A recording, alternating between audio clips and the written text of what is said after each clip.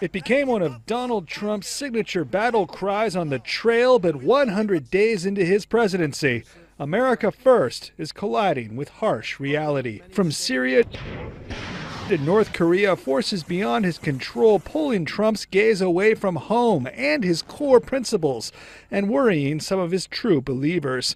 Jim Oliphant is on the story. Well, as a candidate, Trump touted staying out of foreign entanglements, border security, and ripping up trade deals to make them more favorable to American companies. Well, as they say in the commercials, life comes at you fast. And like any president, Trump has had to deal with some crises that he wasn't counting on, namely Syria, North Korea.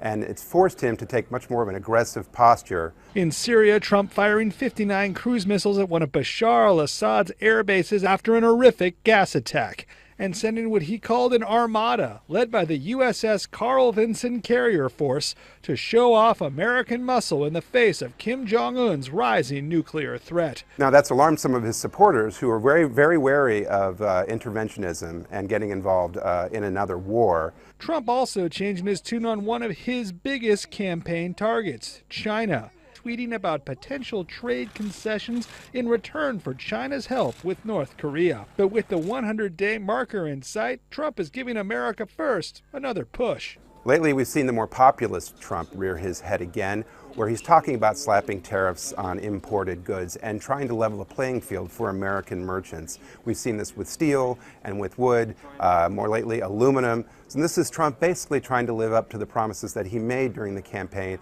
about supporting American business. But Oliphant says Trump's first 100 days have clearly changed the game.